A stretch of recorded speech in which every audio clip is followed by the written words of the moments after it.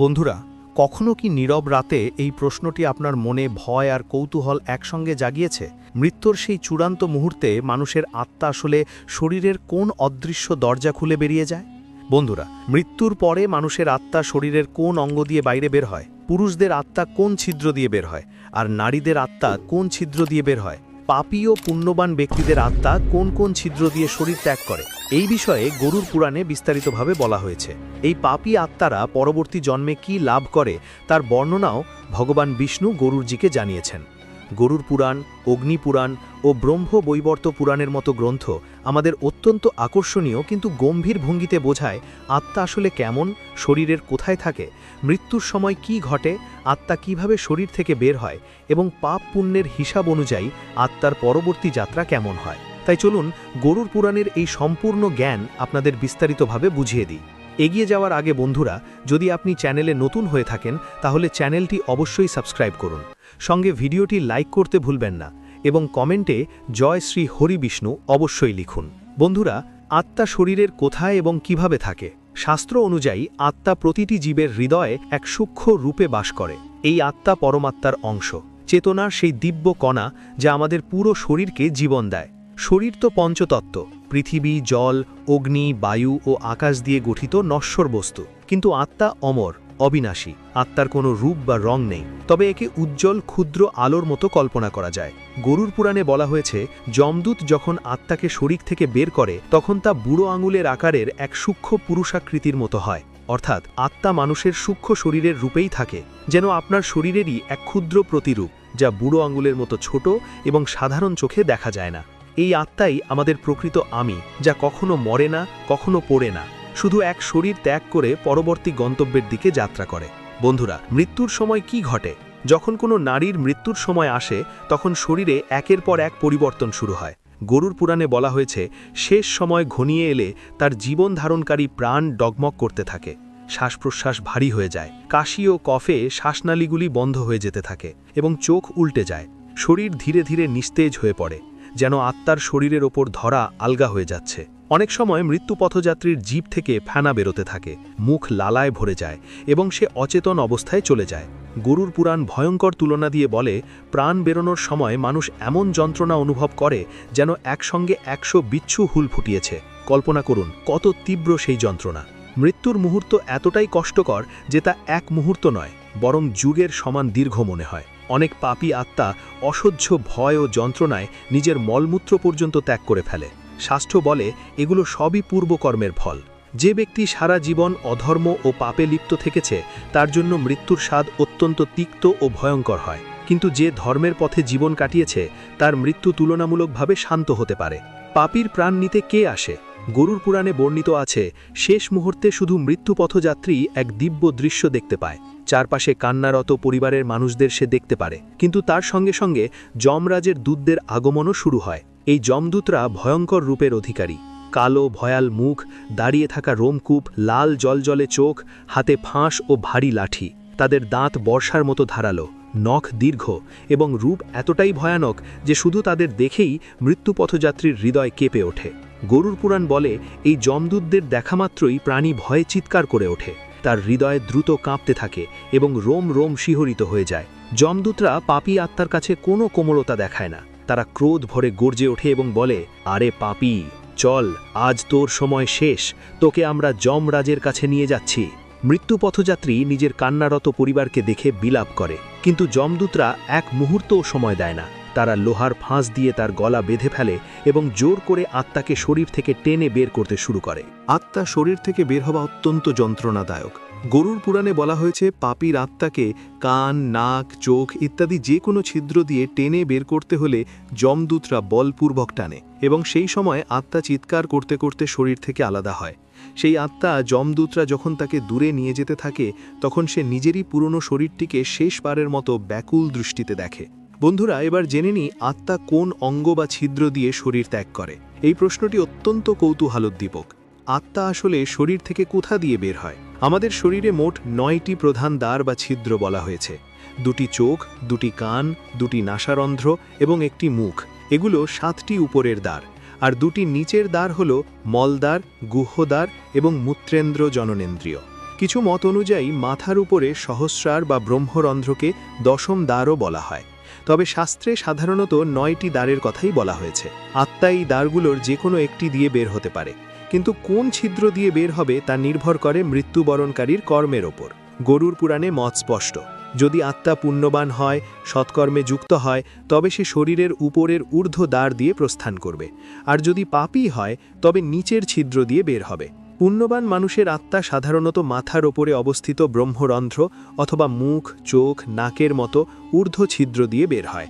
এটিকে শুভ লক্ষণ ধরা হয়।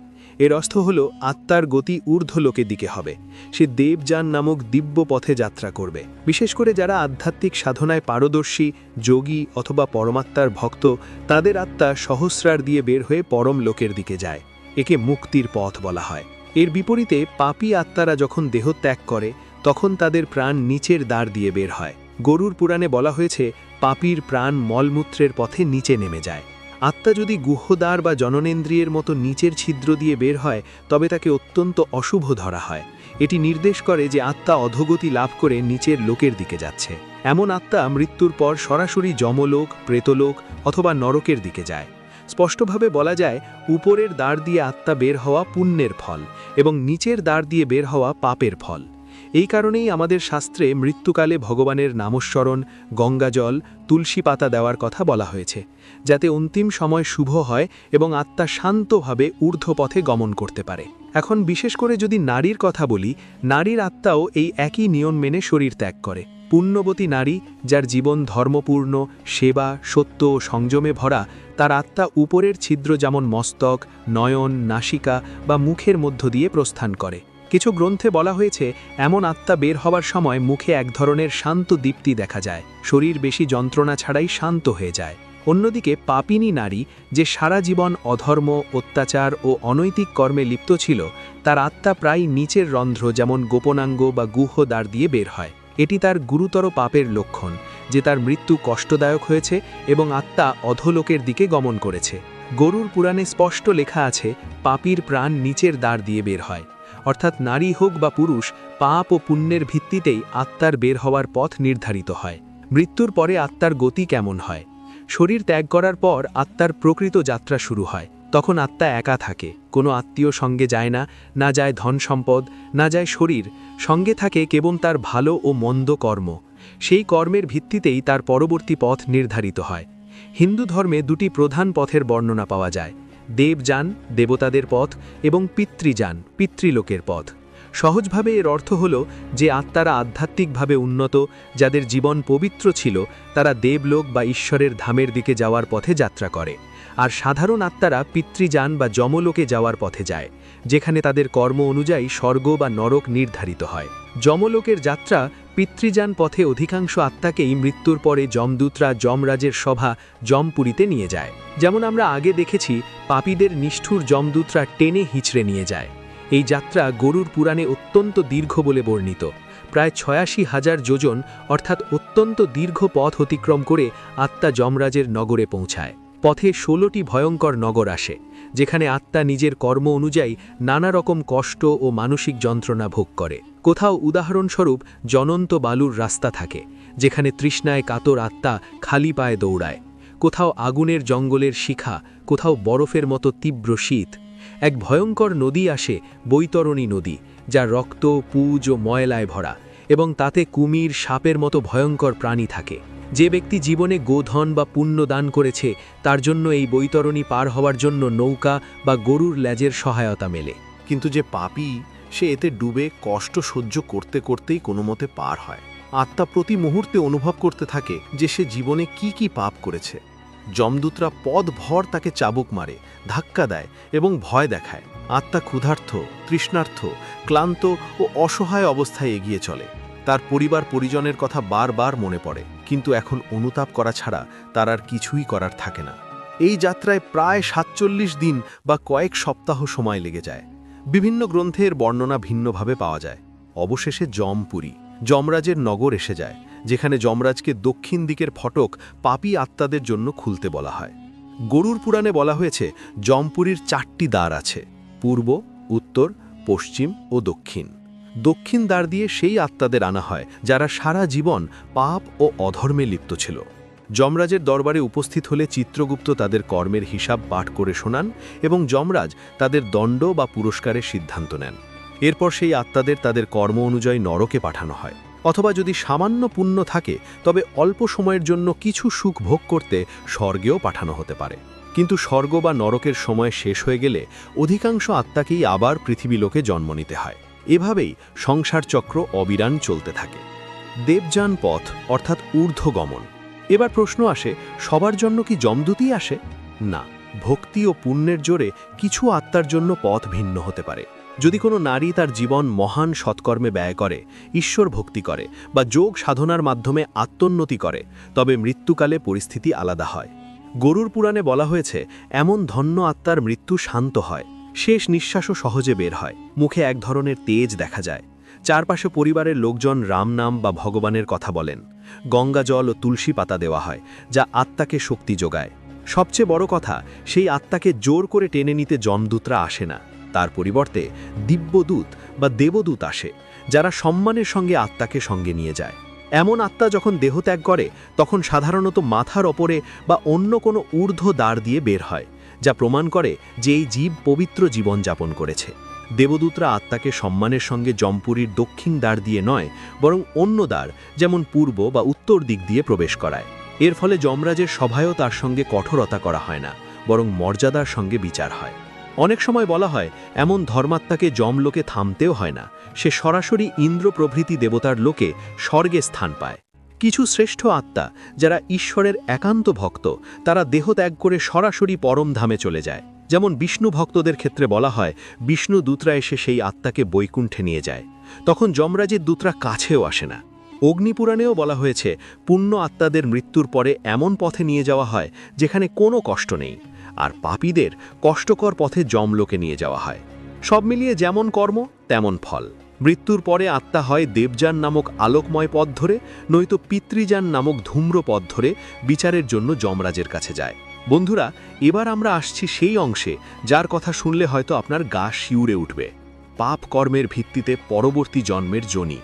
গরুর পুরাণ ও ব্রহ্ম বৈবর্ত পুরাণে বিস্তারিতভাবে বলা হয়েছে কোন পাপের ফলে আত্মাকে পরবর্তী জন্মে কোন যোনিতে, এমনকি পশু যোনিতেও জন্ম নিতে হয়। বিশেষ করে নারীদের প্রসঙ্গে এমন কিছু পাপের কথা বলা হয়েছে যার কারণে তাদের অত্যন্ত নীচ যোনিতে যেতে হতে পারে। আসুন কয়েকটি উদাহরণ গল্পের মতো করে বুঝে নিই। স্বামীর প্রতি বিশ্বাসঘাতকতা, পরপুরুষের সঙ্গে সম্পর্ক বা ব্যভিচার। যদি কোনো নারী নিজের স্বামীকে প্রতারণা করে, অন্য পুরুষের সঙ্গে সম্পর্ক স্থাপন করে বা কুলোটা আচরণে লিপ্ত হয়, তাহলে শাস্ত্রে তার ফল অত্যন্ত ভয়াবহ বলে বর্ণনা করা হয়েছে।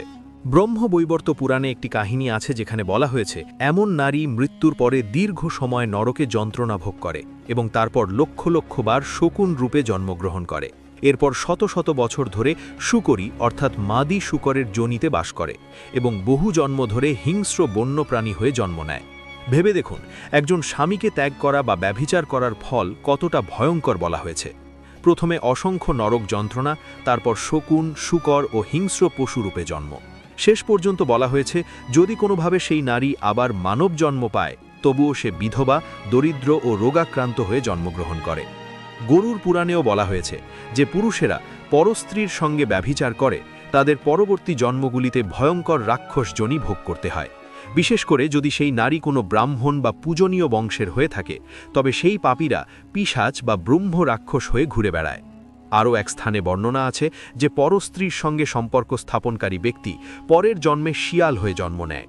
এখন যদি কোনো নারী নিজেই নিজের শরীরকে পাপকর্মে নিয়োজিত করে, তবে তাকেও সেই পাপের সমান ফল ভোগ করতে হয়। অর্থাৎ এমন পাপিনী নারী মৃত্যুর পরে প্রেত যোনিতে আত্মারূপে ঘুরে বেড়ায় এবং পরে কুকুরি ও শিয়ালির মতো নীচ যোনিতে জন্ম নেয়, যেখানে সারা জীবন তাকে শুধু তৃষ্ণা ও তিরস্কারের মধ্যেই থাকতে হয়। গর্ভপাত বা গর্ভের শিশু হত্যা। আমাদের ধর্মগ্রন্থে গর্ভপাতকে অত্যন্ত বড় পাপ বলা হয়েছে, কারণ এটি সরাসরি এক নিরপরাধ জীবের হত্যা। ব্রহ্ম বৈবর্ত পুরাণে যমরাজ বলেন, যে ব্যক্তি গর্ভে থাকা শিশুকে নষ্ট করে তাকে মৃত্যুর পরে সরাসরি কুম্ভীপাক নরকে নিক্ষেপ করা হয়। কুম্ভীপাক সেই নরক যেখানে ফুটন্ত তেলের কড়াইয়ে আত্মাকে সেদ্ধ করা হয়। সেখানে সেই পাপী আত্মাকে অত্যন্ত দীর্ঘ সময় ধরে 14 ইন্দ্রের আয়ু সমান সময় পর্যন্ত অসহ্য যন্ত্রণা ভোগ করতে হয়।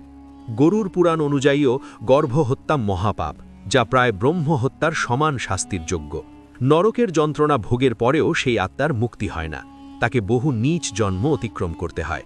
ব্রহ্মবৈবর্ত পুরাণে বর্ণনা আছে যে গর্ভপাতকারীরা পরবর্তী ১০০ জন্ম পর্যন্ত শূকরের যোনিতে জন্ম নেয়, তারপর ৭ জন্ম গাভীর যোনিতে এবং ৭ জন্ম সাপের যোনিতে। এরপর ৬০,০০০ বছর ধরে কীটপতঙ্গ হয়ে নোংরার মধ্যে জন্মগ্রহণ করে।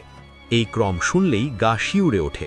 শূকরের মতো তুচ্ছ ও নোংরা যোনি, তারপর সাপের মতো ভয়ঙ্কর জীব, আর আরও কত কিছু। শেষ পর্যন্ত যদি এমন পাপী মানুষ রূপেও জন্ম পায়, তবুও সে ভয়াবহ রোগে আক্রান্ত, দরিদ্র এবং পারিবারিক সুখহীন জীবন পায়। তাই হিন্দু ধর্মে গর্ভপাত কখনোই গ্রহণযোগ্য নয় বলে বলা হয়েছে মাতৃগর্ভে শিশু হত্যা সরাসরি ঘোর নরকের দ্বার খুলে দেয়।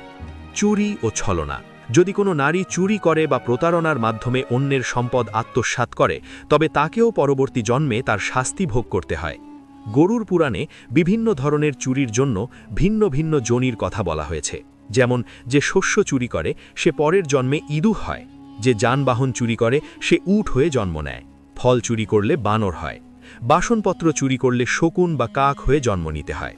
যে গরু চুরি করে সেও শকুনের মতো পাখি হয়, কারণ গরুর মতো পবিত্র প্রাণী চুরি করা মহাপাপ। যে কাপড় চুরি করে সে পরের জন্মে কীট হয়ে জন্ম নেয়। গরুর পুরাণে বলা হয়েছে কাপড় চোর প্রজাপতি বা পতঙ্গ হয়। নারীদের সঙ্গে সম্পর্কিত আরেকটি বিষয়ও বলা হয়েছে, যে নারী অন্য নারীর গয়না বা কাপড় চুরি করে তার কুষ্ঠ রোগ পর্যন্ত হতে পারে, অর্থাৎ মানব জন্ম পেলেও সে পঙ্গু অবস্থায় জীবনযাপন করে। সব মিলিয়ে চুরির ফল কখনো পশুজনী, আবার কখনো ভয়াবহ রোগের মাধ্যমে ভোগ করতে হয়। এই কারণেই শৈশব থেকেই আমাদের শেখানো হয় চুরি সবচেয়ে ঘৃণ্য অভ্যাসগুলোর একটি। এর পাপ আজীবন পিছু ছাড়ে না। নিন্দা, পরনিন্দা ও মিথ্যা বাক্য। অনেকেই মনে করে জিভের পাপ বোধহয় তেমন বড় নয়, কিন্তু পুরাণ বলে অন্যের নিন্দা করা বা অশ্লীল কথা বলার ফলও কষ্টদায়ক জন্মের মাধ্যমে ভোগ করতে হয়। যারা অকারণে অন্যকে বদনাম করে, সত্যনিষ্ঠ ও সৎ মানুষের নিন্দা করে, তাদের পরবর্তী জন্মে নীচ যোনি বা শারীরিক অক্ষমতা ভোগ করতে হয়। উদাহরণ হিসেবে গরুর পুরাণে বলা হয়েছে, যে ব্যক্তি পাপাচরণ করে সমাজে বদনাম কুড়ায় সে পরের জন্মে কচ্ছপ হয়, অর্থাৎ যে জীবনে কুৎসা, কলঙ্ক ও অপপ্রচার ছড়ায় তার পরবর্তী জন্ম এমন যোনিতে হয় যা অধোগতির প্রতীক। কচ্ছপের জীবন জল ও মাটির মধ্যে কেটে যায়, খুব ধীর এবং তুচ্ছ বলে মনে করা হয়। ঠিক একইভাবে অতিরিক্ত ঈর্ষাপরায়ণ স্বভাবও পরবর্তী জন্মকে নষ্ট করে দেয়। শাস্ত্রে বলা হয়েছে ঈর্ষাপরায়ণ ব্যক্তি অন্ধ হয়ে জন্মায় অথবা মৌমাছির মতো কীট হয়ে জন্মায়, যে কেবল দংশন করতেই জানে। যে ব্যক্তি লাগাতার মিথ্যা কথা বলে তার পরের জন্মে জিভা কাজ করে না, সে বোবা বা তোতলা হয়ে জন্মায়। যেসব নারীরা অন্যের সুখ দেখে হিংসা করে এবং কানাঘুষো ও নিন্দায় লিপ্ত থাকে, তারা পরবর্তী জন্মে সম্ভবত কাক বা চিলের মতো তুচ্ছ প্রাণীর যোনিতে যায়, যারা সর্বদা মলমূত্রে মুখ দেয়। শাস্ত্রে শকুল ও কাককে প্রায়ই নীচ কর্মের ফল বলা হয়েছে। গরুর পুরাণে তো পাপের সম্পূর্ণ তালিকাই দেওয়া হয়েছে। কিছু বর্ণনা পুরুষদের প্রসঙ্গে বলা হলেও নারীরা একই কর্ম করলে ফলও সমান হয়। যেমন গুরু হত্যা করলে পরের জন্মে মৃগী রোগী হয়ে জন্মায়, নির্দোষ জীবের উপর অত্যাচারকারী খর্বকায় হয়ে জন্মায়, যে নিজের স্বামী বা পরিবার ত্যাগ করে অন্যের সঙ্গে অবৈধ সম্পর্ক স্থাপন করে তার পরের জন্ম এমন পশুর হয় যাকে শিকারী হত্যা করে, অর্থাৎ তার জীবন হয় খুবই স্বল্প ও যন্ত্রণাময়। যে নারী নিজের স্বামীকে হত্যা করে বা তার উপর অত্যাচার করে সে পরবর্তী জন্মে স্বামীর সুখ থেকে বঞ্চিত হয় এবং জন্মের পর জন্ম একাকী থেকে দুঃখ ভোগ করে। ব্রাহ্মণ বা সন্তকে হত্যা করার পাপ অর্থাৎ ব্রহ্ম হত্যা সবচেয়ে ভয়ঙ্কর পাপ বলে গণ্য। এমন পাপী বহু জন্ম ধরে ভয়ঙ্কর নরকে দগ্ধ হওয়ার পর উট, শূকর, ঘোড়ার মতো পশুজনিতে ঘুরে বেড়াতে বাধ্য হয়। গোহত্যার পাপও অসংখ্য নরকভোগের পরে সাপ ও অন্যান্য বিষাক্ত জীব হয়ে ভোগ করতে হয়। এমনকি যারা বাবা মা বা অতিথিদের অপমান করে তারা পরের জন্মে বধির, অন্ধ, কুজো ইত্যাদি অঙ্গহীন দেহ নিয়ে জন্মায়, এবং যারা ভগবান বা শিব প্রভৃতি দেবতাদের নিন্দা করে তারা পরের জন্মে গুপ্তরোগ, চর্মরোগ ইত্যাদি ভয়ঙ্কর কষ্ট ভোগ করে। স্পষ্ট যে ছোট বড় প্রত্যেকটি পাপের ফল কোনো না কোনো যোনিগত অধঃপতন অথবা মানব জন্মে চরম যন্ত্রণার রূপে ভোগ করতেই হয়। এই সমস্ত কাহিনীর সারমর্ম একটাই, কর্মের বিধান অটল। নারী হোক বা পুরুষ, যে যেমন কর্ম করে মৃত্যুর পর ও পরবর্তী জন্মে তাকে তেমনই ফল ভোগ করতে হয়। পুরাণে বর্ণিত এই বিবরণগুলো অনেক সময় আমাদের ভয় দেখানোর জন্যও বলা হয়েছে, যাতে আমরা অন্যায় কর্ম থেকে দূরে থাকি। আসলে গরুর পুরাণ একটি দর্পণের মতো, যেখানে আমাদের কর্মের ফল দেখিয়ে আমাদের সচেতন করা হয়। মৃত্যু জীবনের শেষ নয়, বরং আত্মার এক যাত্রাপথের একটি ধাপ। আত্মা অমর, কিন্তু ভালো ও মন্দ কর্মের বোঝা তার সঙ্গেই চলতে থাকে। তাই প্রত্যেক নারী পুরুষের উচিত জীবনে সদাচার, সত্য, প্রেম ও ধর্মের পথে চলা। এতে মৃত্যুকালে শুধু কষ্ট কম হয় না, আত্মা আলোকিত পথে অগ্রসর হয় এবং সম্ভবত পুনর্জন্মের বন্ধন থেকেও মুক্তি পেতে পারে। যদি অজান্তে পাপ হয়েও যায়, শাস্ত্র প্রায়শ্চিত্ত ও সংশোধনের পথ দেখায়। ঈশ্বর ভক্তি, দান, পুণ্য, সেবা ও অনুতাপে কর্মের ভার হালকা করা যায়। শেষ পর্যন্ত হিন্দু ধর্মগ্রন্থ আমাদের এই শিক্ষাই দেয় যে জীবন এক অমূল্য সুযোগ আত্মার উন্নতির জন্য। মৃত্যু অবশ্যম্ভাবী সত্য, কিন্তু তা শেষ নয়, বরং এক নতুন সূচনা। এই সূচনা সুখময় না দুঃখময় হবে তা আমাদের হাতেই। আমাদের কর্মই নির্ধারণ করবে মৃত্যুর পরে যমদূত আমাদের হাত ধরবে না বিষ্ণুদূত। আমরা নরকের অন্ধকার পথে যাব না দেবলোকের আলোকময় পথে। তাই এমন কাহিনী শুনে ভয় না পেয়ে শিক্ষা নেওয়াই উচিত। জীবন এমনভাবে যাপন করা উচিত যাতে শেষ সময় হয় শান্তিময়। আত্মা দেহত্যাগ করার সময় মুখে থাকে হাসি, হৃদয়ে থাকে ভগবানের নাম এবং পথ দেখানোর জন্য থাকে এক দিব্য আলো। এটাই এই পুরাণ কাহিনীগুলোর মূল বার্তা। বন্ধুরা, এইভাবেই গরুর পুরাণে মৃত্যুর পর আত্মার যাত্রার কথা বলা হয়েছে। যদি এই তথ্যগুলো আপনাদের ভালো লেগে থাকে, তবে ভিডিওটি লাইক করুন এবং কমেন্টে জয় শ্রীকৃষ্ণ অবশ্যই লিখুন। পাশাপাশি চ্যানেলটি সাবস্ক্রাইব করতে ভুলবেন না। সকলে ভালো থাকুন, সুস্থ থাকুন। জয় শ্রীকৃষ্ণ। রাধে রাধে।